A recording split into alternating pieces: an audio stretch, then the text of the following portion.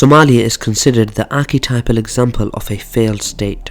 Socially and politically fragmented, with a shattered economy and torn by war between various armed groups, it exists as a unitary state only in juridical fiction. But why is Somalia in such derailed conditions, and what are the broader geopolitical consequences? I'm your host Kasim, thanks for joining us for another KJ vid. In this video we will discuss why Somalia is a failed state. But just before we begin, this video has been sponsored by WriteManage.com. WriteManage is a new task tool to help you easily manage your writers and monitor the progress of your writing content. I personally use this tool to help me organize my team of researchers, as it means I don't need to keep searching through long trails of emails and can easily track all my different writing projects. Whether you manage writers for your YouTube channel, blog, or simply your own writing, I highly recommend you check out WriteManage.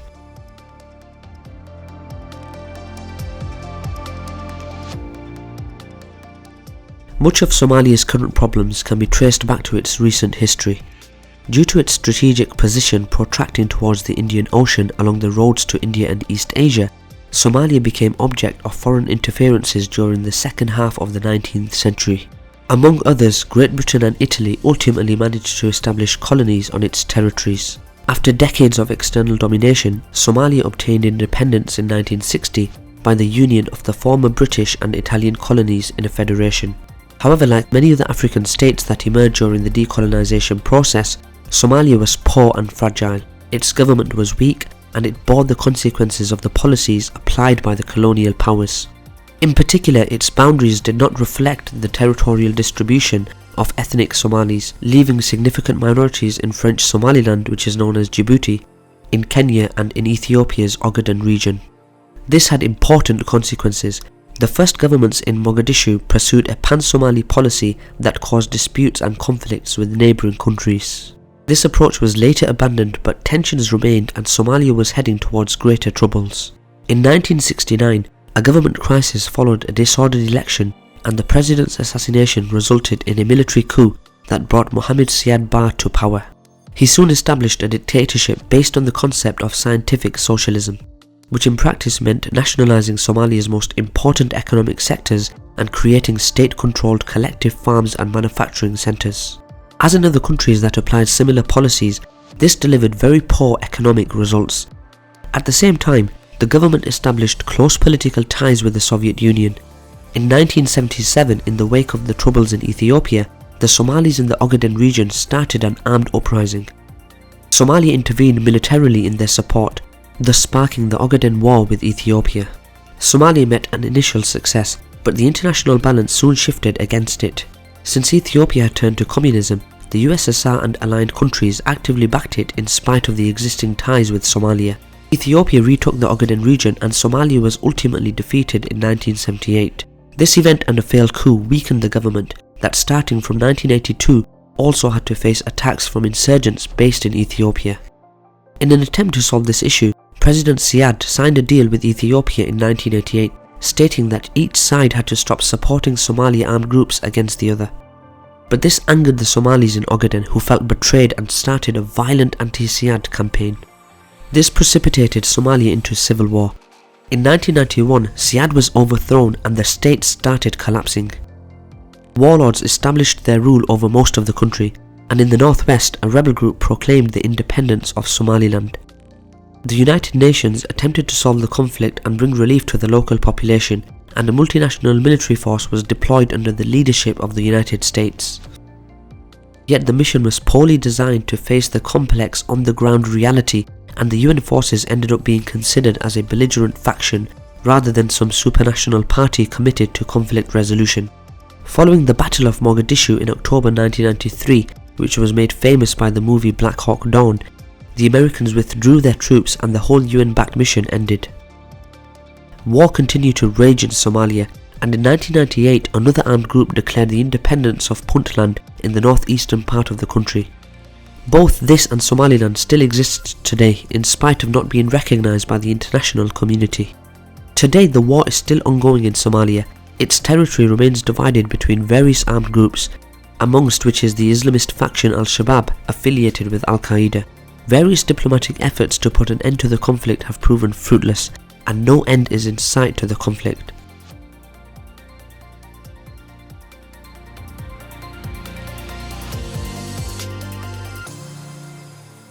The problems inherited from the colonial era, social fragmentation and years of armed conflict have left Somalia in a catastrophic situation. Various ethnic groups live in the country. The main one is the Somalis, but they are also internally divided into a multitude of clans and sub-clans. Yet there are also ethnic groups in the country, like Arabs of Yemeni origin or the Bantu living in one of the few agricultural areas of Somalia. But it is from the social and political point of view that the country is mostly fragmented, with many armed groups controlling a portion of territory and battling each other. The central government has not the power to control the land except for a very few small areas, and attacks are common even in the capital Mogadishu. In this context, the economy is in ruins.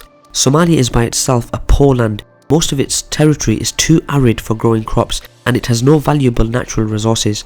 Subsistence agriculture remains the main economic activity. Manufacturing is limited to small workshops for clothing or other low-value goods, and the main export product is livestock. A consistent part of the economy is made of the informal sector that escapes duties and taxes, thus reducing the revenues for the central government.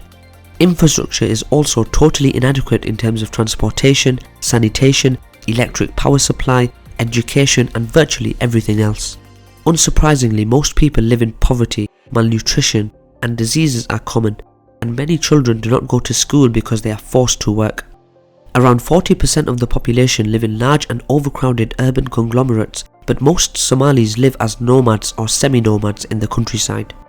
Almost 43% of the population is under 15, but the infant mortality rate is high and life expectancy is around just 50 years. Moreover, hundreds of thousands of ethnic Somalis fled from Ethiopia to Somalia during the Ogaden War. Since the civil war broke out in Somalia, more than 1 million people abandoned the country, and many others became internally displaced people. To this we should add that similarly to the rest of Africa, Somalia is greatly exposed to the effects of global warming. Arable land has always been scarce, but as the climate gets hotter, the soil will become even more arid and the desert will advance. This will also cause the death of livestock and will favour the spread of pests and disease.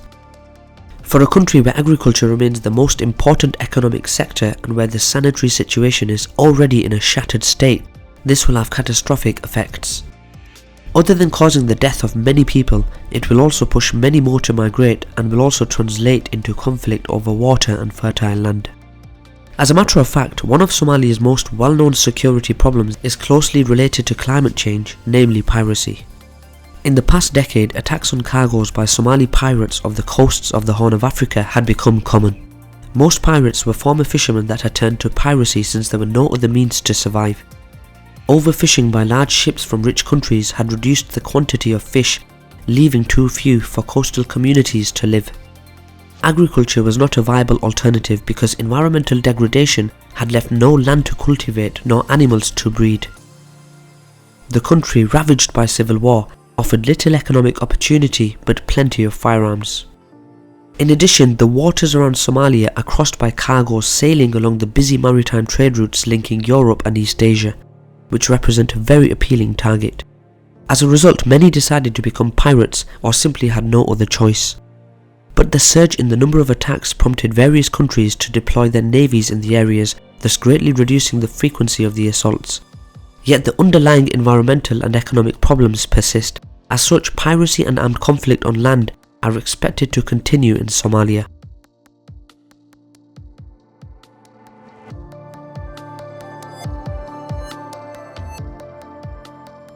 As we have seen, Somalia is trapped in a negative cycle of poverty, political fragmentation, humanitarian crisis and war, and bringing the country out of this condition is a very challenging task. The military presence that several countries including the US, France, Japan and China maintain in neighbouring Djibouti may help tackle piracy and terrorism, but it is not sufficient to solve Somalia's problems. As such, the country will likely remain a failed state, a hub for warlords and Islamist groups, and piracy may also emerge once again to threaten maritime traffic if the international powers withdraw their naval forces. This has important consequences on the region. As long as Somalia remains unstable, the whole of the Horn of Africa will remain a volatile area. also because its problems are often transnational issues and because neighbouring countries share similar challenges. In particular, Ethiopia must also deal with inter-ethnic tensions, poverty and the effects of climate change, and even though the state is still relatively solid for now, the situation may dramatically change in the future. To the other side of the sea, war-torn Yemen is another destabilising factor. In such conditions, there are no promising prospects for Somalia and the rest of the Horn of Africa, with detrimental consequences for regional stability and for the life of its people.